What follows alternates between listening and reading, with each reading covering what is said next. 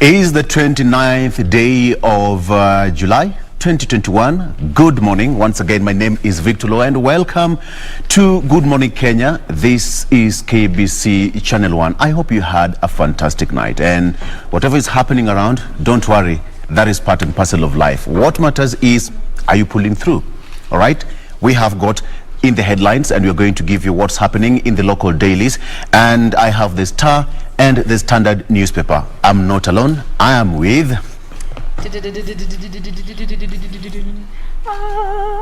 Ndio huyo mimi hapo. Good morning, and welcome once again to the program. As always, we appreciate you for making time to be with us today. I am Jain, Wambui, and as Victor has rightfully put it, we want to get started with our first segment. In the headlines, I have a copy of the Daily Nation as well as the People Daily, and just to run you through what we have on the front page. But in the meantime, talk to us using the hashtag Good Morning Kenya on Twitter. At KBC Channel 1 is our official station handle. My handle is Jain Wambui, and my he is at Victor Oloo on the socials. And just starting with the front page of the Daily Nation, that's how it's looking like this morning. A bit busy, but nonetheless, the first story here on the front page of the header rather is in regards to the Matu robbery that happened a couple of days ago, as detectives are now on the trail of the robbers because they believe that this 5-man gang was under the command of a former GSU officer who hails from the area. We'll be coming to those details in a bit, but then again, there's an interesting piece here, Victor. Najua unapenda uvusiba, watu wanapenda ugali. There's a piece here that talks about genetically modified ugali is only 2 steps away for Kenyans. We will know. We know the taste. You will know. We know the texture. We know the feel. Yes. We will know of legit ugali. The smell of ile ugali meiva. We all know. That smell is beautiful. Oh, man. We'll be giving you the details of this particular piece in a bit, but there's also a piece here concerning the current talks that are happening, or rather ongoing, between Kenya and the UK, as 30,000 jobless nurses and other health workers will get a chance to work in the UK as a part of a new scheme requested by Kenya and set to be launched today. And this is information that this particular daily has happened to come across. Coming to the main story here, Uhuru Raila handshake tours. Is this a rehearsal for the 2022 campaigns? That is the big question, as allies declare offensive against the DP William Ruto is underway.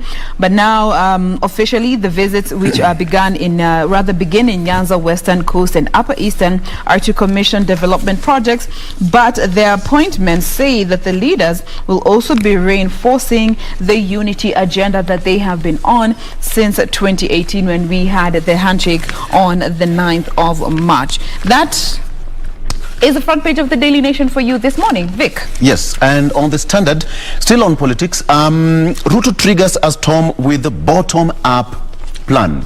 Okay, on the front page of the Standard, there you have it. Ruto's triggers a storm with bottom-up plan. Jain, people have been making fun out of this, the whole model, which was prompted by Deputy President William Ruto, a strategy that focuses on grassroots people to grow the economy, which is being popularized by the DP, draws reaction, split leaders. Remember, some leaders have been giving their own version of what bottom-up economy is all about. And now people, even memes are already out. We are Kenyans, and we are so quick to make a joke out of everything. But I think it's also important to just understand economically what is the meaning of bottom-up economy model, so that we get it right. But anyway, we can always relate to one thing or the other. All right, so scramble begins for Mount Kenya's 5 million swing votes for the first time since the onset of multi-party politics in 1992. The wider Mount Kenya region could become the biggest swing vote as President Kenyatta completes his term next year, with no clear political heir apparent. So, as you said, Jen, they are starting their tours across the country to popularize the handshake. 2 days ago, Raila said that they are going to start those tours with Raila on one side and President Kenyatta on the other side. So we are just waiting to see how it will pan out. There's a story here of shock revelation on suspect in student's murder. Now, Innocent Mahoha, seized over the killing of Christine Ambani, had earlier this year been released from police custody in unclear circumstances after he was linked to the murders of his brother, the brother's wife, and their one-year-old child. Okay, so he's still in police custody as the investigations still continue. And Mizani, the roving artist who plies his trade in matatus, there is that gentleman, you know, who plies the matatus along Gong Road. And for those people who've used the matatus along Gong Road, you will easily relate. All right, so this is it. Again, bottom-up approach economy model becomes part of the joke.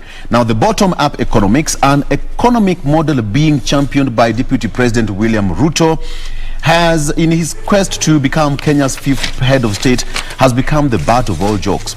Some of the jokes are not so amusing, like being likened to the human backside, being raised in what the Secretary General for Jubilee Party, Raphael Tuju, said was its loose translation to Kiswahili. It's just they funny are not how sparing each other here. No. It's politics now. They say wamefungua turbo. Politicians wamefungua turbo sasa, so it's going to be a bit tricky. Yes. How and by the way, having covered elections, I will tell you this for free. When the microphones are on, and they know very well that whatever they say on the podium is not live on any national television or any radio station, they go freestyle. And what the politicians say on the podium, we all know. We all know. And that's what people love. So it's quite synonymous. When you hear such statements, it's quite synonymous with our politicians. Jain. Absolutely. Now, let me start with this particular story on the back page of the People Daily, rather the Daily Nation, before we get to move to the People Daily. And this is some bit of good news, and this is part of the reaping the efforts of what the ongoing what is it called? The ongoing summit between Kenya and the UK that our president was co-hosting regarding raising funds for education for about 90 countries and territories for the next 5 years. But from these interactions with the UK, this 3-day tour that our president is on, another perk that we have gotten of benefit is the agreement that, as per this particular daily, Kenya has reached with the UK to employ some Kenyan nurses and other health workers that are unemployed. And so far there is a 30,000 lot that has been identified that are jobless, Kenyan nurses and health workers. And this only comes about 6 months after the UK allowed skilled Kenyans without degrees to apply for work permits in Britain under the post-Brexit immigration rules. So the exact number of who will go and the process for visas and all that will be confirmed and understood by the end of October of this year, as per what has been captured here. They said that they go on to say that it is expected that this deal will be signed today by the UK Health Secretary, that is Sajid Javid, and Kenya's Labour CS, that is Chelangui, in the presence of Uhuru Kenyatta, once he is also back from this particular tour. So these are just part of the benefits that we are gaining as a country in just building on the bilateral ties that we also have with the UK. So this is definitely good news for young Kenyans, and especially those who have been struggling to get employment. It's just a prayer that you get a chance to work in those foreign lands, and if you happen to get a chance, remember home. Remember home, all right? So, Jen, this is the reason why people are scrambling for Mount Kenya votes. The reason as to why that is happening, let me give you figures. As at 2017, the registered voters as at 2017, Mount Kenya had 4.4 million registered voters. Rift Valley followed secondly with 3.9 million voters. Nyanza, 2.7 million voters. Western Kenya had 2.27 million, Nairobi 2.25 million voters. That's registered voters as of 2017. Coast had 1.7 million, Lower Eastern 1.5 million, Northeastern 0.9 million votes. So if you look at these figures clearly, this is the reason why Central Kenya is a determining factor here when it comes to politicians looking for that crucial vote, with 4.4 million votes registered as at 2017. And of course, the IBC will give another updated register of all the registered voters, and we'll have to see whether this number has gone up from 4.4 in 2017 and to what level in 2022. So that is why our politicians are scrambling for that particular piece of the cake. Now, Matiang'i has given herders 7 days to leave private ranches. That is, at the same time, Dr. Matiang'i has said that security forces will take over the 8,000-acre Kilimoni farm to act as a buffer zone to keep off the herders, who he described as a source of insecurity. Now, he has given hundreds of herders from Isiolo, Samburu and Baringo who have invaded private ranches in Laikipia County 7 days to leave, or they will be forced out. All right, that is what is happening. And for you, the herders, you get the government directive. Now, so this former Bomet governor dismisses NASA formula of sharing parties' funds. That is CCM, headed by former Bomet governor Isaac Ruto, and has said that the coalition ceased to exist after the 2017 general elections. All right, and some people, Jain, are saying that the politicians, the NASA core principles, they were just after the sharing of the money. The money that comes when you go your separate ways. Yes, but it's politics is such. Give me what you owe me. It is something that you can never quite predict. It's a game of blackmail. Yes, you see what you stand to gain at the end of it all. Yeah. And this brings me to this piece here, Vic. It's the proposed changes to the retirement of some of our head of states, and mostly those who are going to be affected. The deputy president, the office of the deputy president, and the CJ, who's already former CJ Maraga, is the one who's going to be first to be affected heavily. But just looking at this, there are some constitutional changes that were made by SRC when it comes to the salary of the president and the deputy president back in 2017. The president's salary was slashed from 1.65 million to 1.4, and the DP salary was slashed from 1.4 million to 1.2 million per month. Now, there is a proposed law by the Constitutional Implementation Oversight Committee. They are terming these benefits that these offices and the occupants who benefit from them as a bit excessive, and they need to be harmonized. So, as per what the law says is, when it comes to the office of the deputy president, which is what has been highlighted here, which is the office that is going to suffer the most if this particular proposal is implemented, the law stipulates that whoever is in this office of the deputy president, once they are done with their term and they go into retirement, they are supposed to get a lump sum payout of what is equal to 1 year's salary. Okay, that is how it is calculated per term. So if they served for 1 term, they will get the lump sum of a value that is equal to 1 year's salary. If they served 2 terms, they will get a lump sum that is equal to 1 year's salary times 2. So that those are 10 years. Yes. So salary for 2 years, basically for the 2 terms.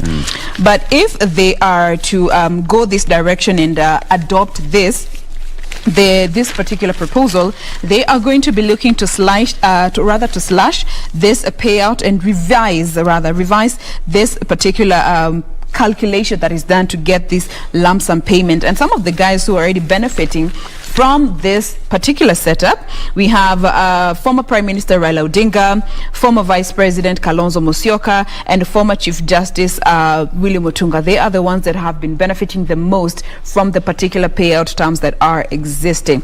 But once this particular proposal has been presented and adopted, they are the ones that are going to be most affected. You can get the specifics on this particular paper that is on page 4 of the Daily Nation. So this goes just to show you that in as much as they are looking out for what position, there's always a means to, it's always a means to an end. Exactly. Politics is never a straight path. All right. It seems that you are getting some good stuff from the UK. Minister says that Kenya has been given 817,000 doses of vaccine. I think the president's visit to the UK is a blessing to us. Over the last few days, we've seen a lot. Now, the nurses are also, you know, potentially getting jobs. Exactly. We are now getting, we got 20 billion. All right. For President Kenyatta's legacy project. Yes. And now we also have 817,000 doses of vaccine. And now Minister says that county governments have a bigger responsibility of ensuring that all targeted adult population get fully vaccinated. Now, Kenya's fight against COVID-19 received a major boost following donation of 817,000 doses of Oxford and AstraZeneca vaccines by the United Kingdom government on Wednesday. The announcement was made following a meeting between President Uhuru Kenyatta and UK Prime Minister Boris Johnson. Good stuff there. Good stuff there. And we have to, perhaps the president should stay in the UK for quite some time. A bit longer. Hizi siku tatu zimekuja na mazuri mengi. Maybe for another 1 week. We are okay. We are okay with this visit to the UK. This is it. So again, focus on national exams as Magoha team in UK again. So focus now shifts to preparations for national examinations days after learners open schools. All children from pre-primary schools to Form 4 reported in school to school on Monday when the new term, which will last for 10 weeks, started. Now, this was after successful administration of school-based assessment for grade 4 and the national examination for standard 8 and Form 4 learners. So, Abagoha said that now what's remaining is all students should now focus on their national examination. Jain, we have another tribe, the Shauna. I will tell you more about it after this. What do you have? Let me just take you back to the COVID story that you just mentioned, but he is now in the Kenyan space because as per the Ministry of Health, they've sounded the alarm saying that the Delta variant is what is currently affecting so many people whose origin is India, but they have also attributed this third wave to COVID, to the Delta variant. Now, a study that was published by Lancet also indicates that the Delta variant hospitalization rate is at 85%. Those who have contracted COVID-19 in this wave, the third and also the fourth wave, global wave, the hospitalization rate is at about 85% or higher, which is higher than the Alpha variant rate that originated from the UK. So this study shows that it affects children 5 times fold.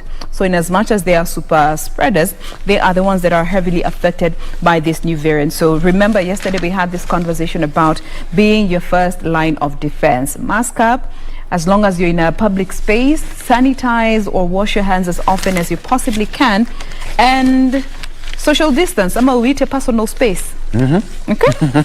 Now back to the tribe that you were telling us. Yes.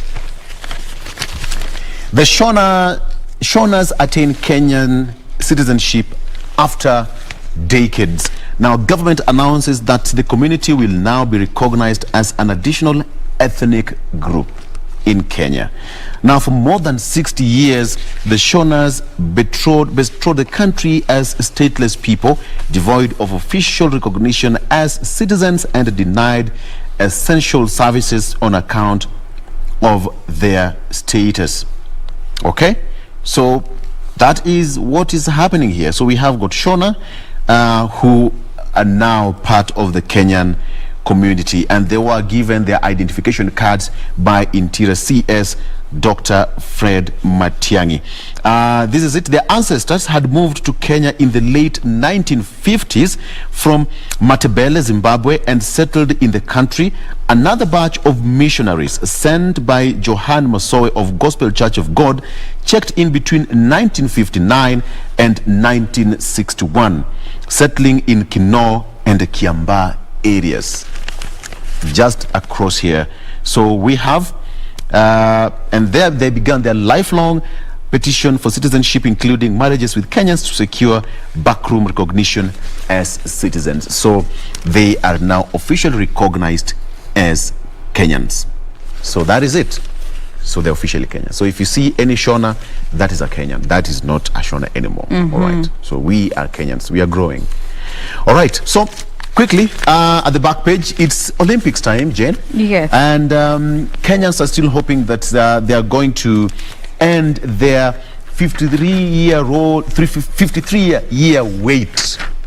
You know, guys are saying for Kenya, bado Olympics is danza. Exactly. Adila time tutashinda ka gold kamoja. But then again, they said we shouldn't be disappointed. If we are to get disappointed, we wait until the marathons have begun, the races have begun. That is when it begins for Kenya. Yeah. So will Kenya end its 53-year wait for 10,000 meters gold medal? It has been 53 years since Kenya struck gold in 10,000 meters men's race at the Olympics. Since the late Naftali Temu clinched gold over the 25-lap race at the 1968 Olympic Games in Mexico City, different generations of Kenya have tried, but with no success. So we are waiting to see how it's going to play out in the Olympics. We wish them all the very best. At least that is the match that we can talk about. They are representing Kenya there, and so this is it. And again, it will be a do or die for Kenyan trio in 3,000 steeplechase tomorrow.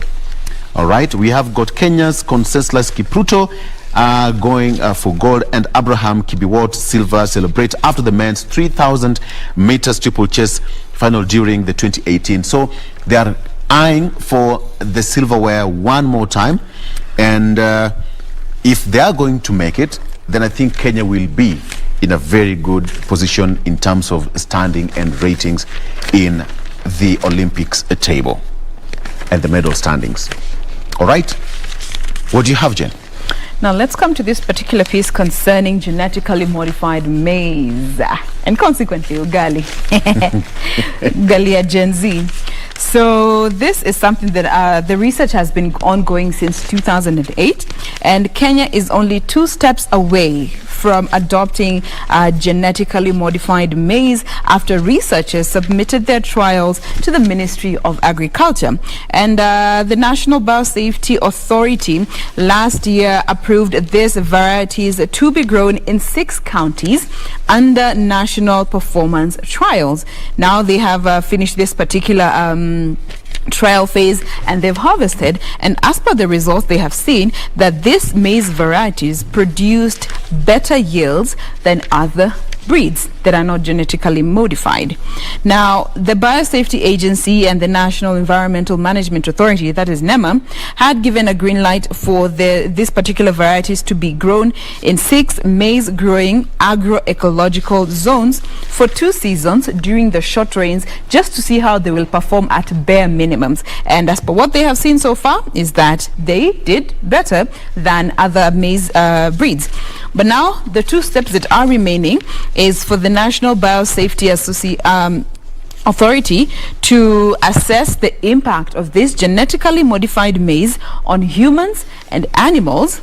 And the other second step is where NEMA will assess its impact on the environment. And once they have come to a conclusion, that is when it will either be approved or rejected. What do you make of this, Vic? I mean, maize is, and consequently maize flour is a staple here in our country, so it's something that almost every Kenyan is bound to consume. I just hope that it will not overpower whatever we have right now, because when you have got GMOs, you can imagine it will be mostly pushed by the government. So most of the farmers down at the villages and people who are doing large-scale farming, you know, they're used to that kind. Yeah, so they'll be left out, and probably how are they going to market their stuff? So that is it. And on that ugali note, let's just take a quick break. We'll be right back. We're not eating any ugali. It's just a quick break. We'll be right back after this. Stay tuned.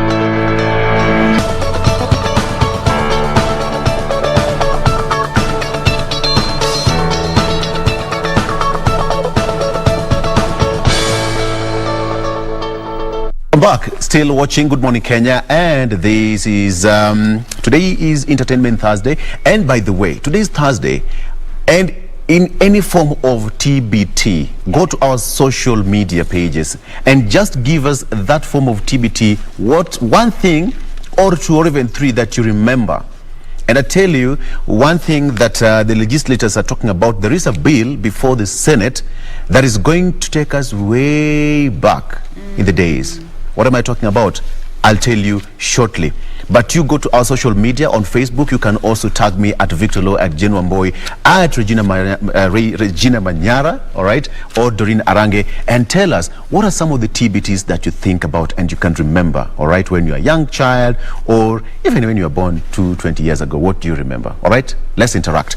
All right, still on the front page of the Stars, Central at crossroads as divisions widen. Now, Split could ruin its much-touted tyranny of numbers ahead of 2022 poll. And still on the front page of the Star here, for those people who live in Rongai, yeah, they woke up to a feline, a cat, just strayed from the national park, but it was captured by the KWS and taken back to its original habitat. It's somehow risky, Jain. You wake up in the morning and just find a lioness just roaming in the neighborhood. Like, hey, girl. Wow. Hey, guy, I'm just passing around. Hi, morning. How you doing? Hey, you got lost or something? Yeah, don't worry, girl. I'm going to call your guys. Yeah. They're going to come pick you, so just chill there, okay? Yeah. We'll be right back. Inapiti kisema, Vamask. Vamask.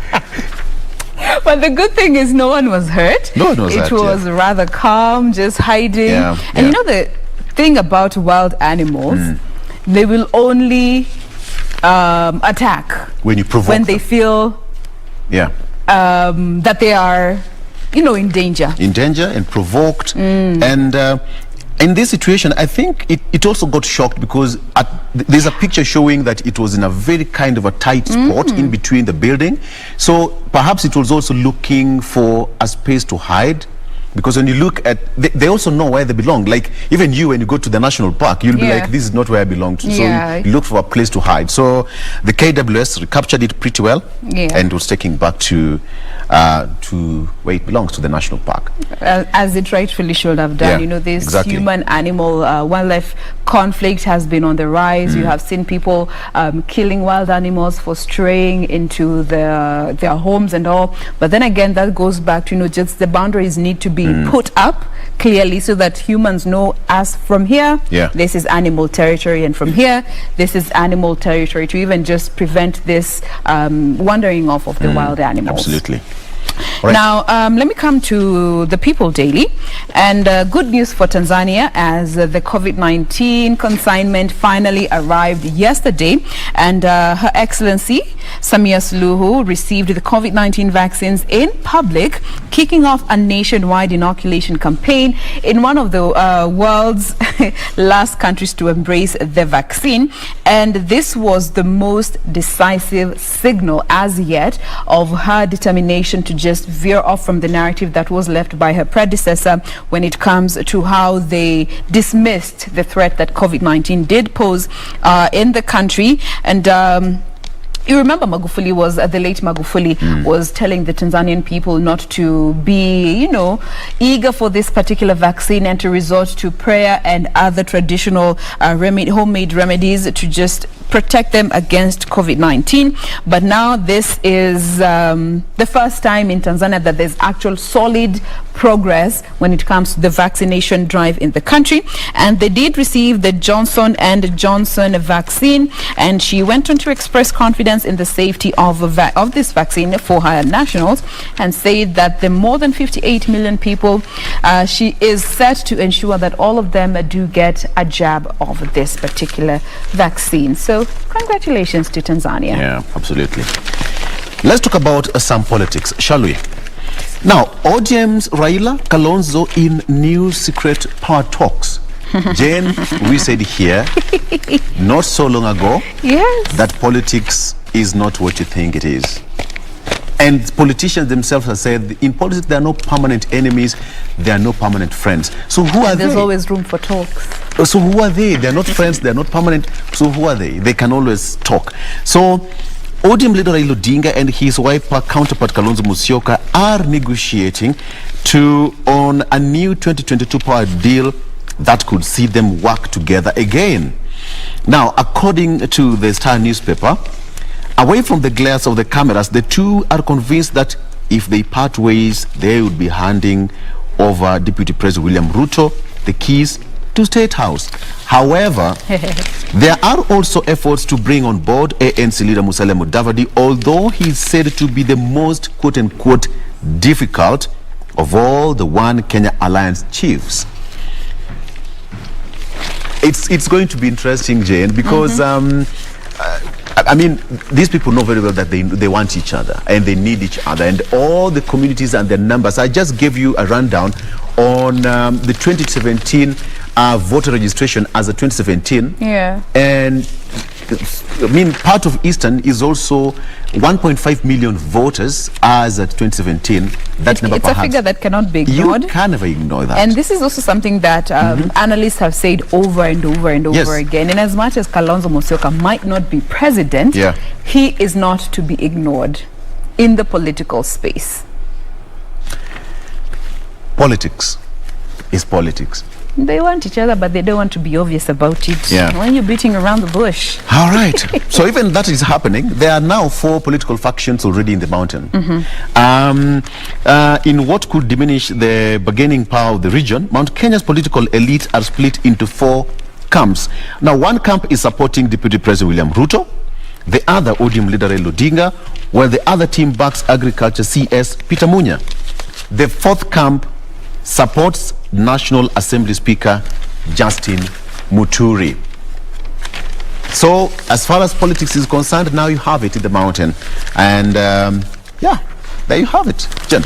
Well, there's also a particular piece here on the People Daily just talking about why every politician wants a slice of the Mount Kenya vote, and you can get to read more about that on the different dailies. That also it was highlighted in one of the papers that you have, Vic. Yes. Yeah. All right. So you can get to grab a copy of whichever daily you feel best resonates with you and your opinions. And that brings us to a close of this segment in the headlines. Remember, you can be part of this and other conversations that are coming up in a bit. Talk to us using the hashtag Good Morning Kenya on Twitter. Our official station handle ever remains to be at KBC Channel 1. Our individual handles are at Victor Oloo, at Ray Manyara, at Doreen Arange, and at Jain Wambui. Entrepreneurship is up next.